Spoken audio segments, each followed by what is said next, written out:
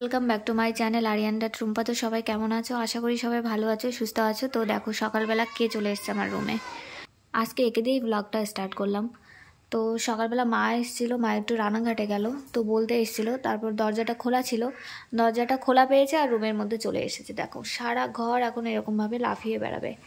আর ওকে রুমের মধ্যে আসতে দিই না, কেন বলো তো? ও জিনিসপত্রগুলো এত নষ্ট করে, মানে জামা কাপড় দেখলে জামা কাপড়গুলো কেটে দেয়। ওই কি যে খোঁজে আমার রুমে এসে, না কিছু একটা খুঁজে বেড়ায়, বাট পায় না।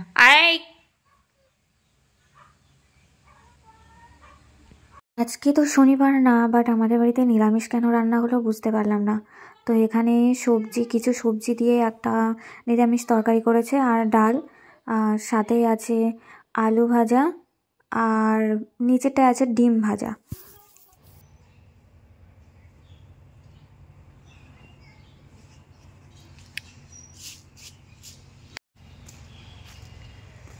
তো খাওয়া দাওয়া কমপ্লিট করে স্নান করে নিয়েছি, আর স্নান করে এখন যাচ্ছি একটু পুকুর পাড়ের দিকে।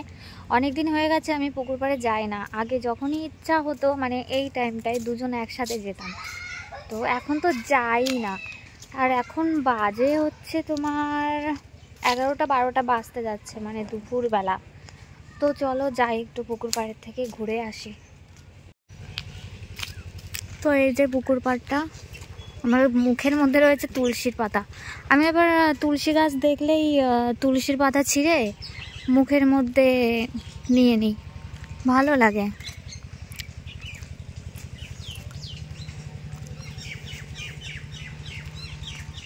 একা একা বাড়িতে ভালো লাগছিল না, তাই ভাবলাম যে একটু পুকুর পাড়টায় আসি। এসে কিছুক্ষণ ওই একা একা বসে থাকি, তারপর আবার বাড়িতে চলে যাই। তো এটা হচ্ছে আমাদের না, সবার পুকুর পাড়।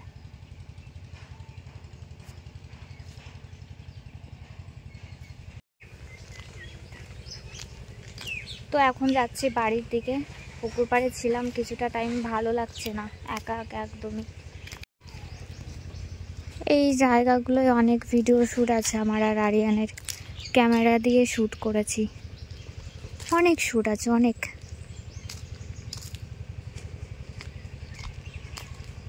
ওই যে আমাদের বাড়ি দেখা যাচ্ছে।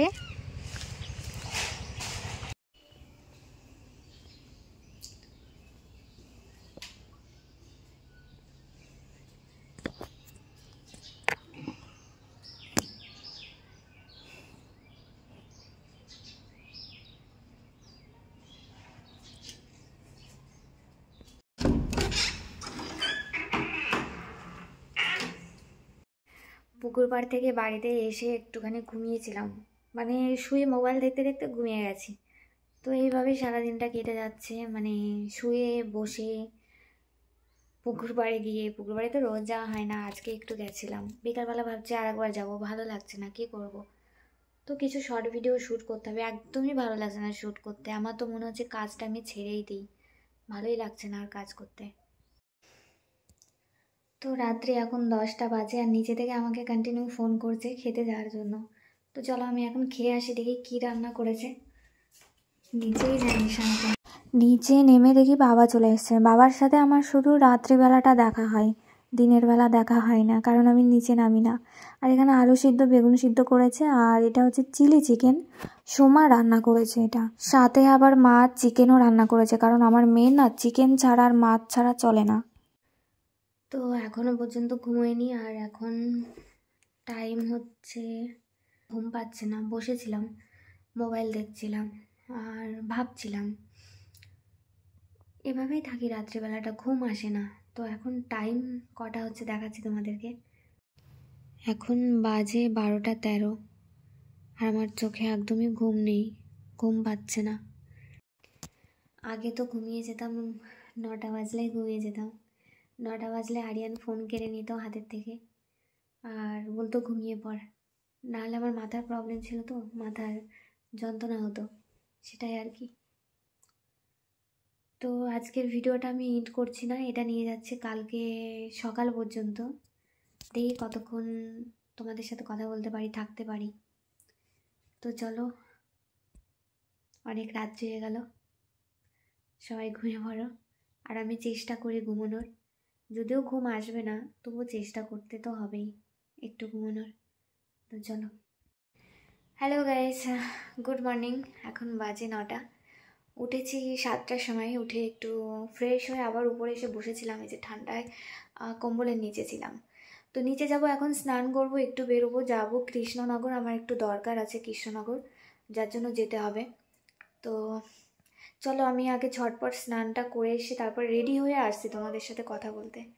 রেডি হতে হতে বাড়ি থেকে বেরোনোর সময় অনেকটা লেট হয়ে গেছে, আর আমি দুটো বাস মিস করে গেছি।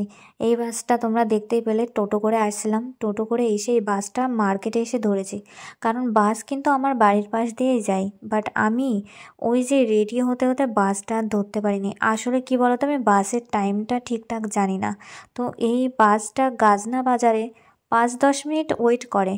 তো তার জন্য ভাবলাম যে আমি টোটো করে গাজনা বাজার থেকে বাসটা ধরে নেব। এরকম অনেকবার হয়েছে, টাইম না জানলে যেটা হয় আর কি। আমাকে সবাই বলছে আমি নাকি পাগল হয়ে যাচ্ছি, আমার মাথা খারাপ হয়ে যাচ্ছে, মানে কিছুই মনে থাকে না আজকাল। একটু এসেছিলাম জ্যোতিষীর কাছে কৃষ্ণনগর, আগে থেকে ফোন করে এসেছিলাম পার্সোনালি, কিছুটা টাইম কাটানোর জন্য আর কিছু শেয়ার করার জন্য, মানে কি হচ্ছে আমার সাথে আর এরপর কি হতে চলেছে।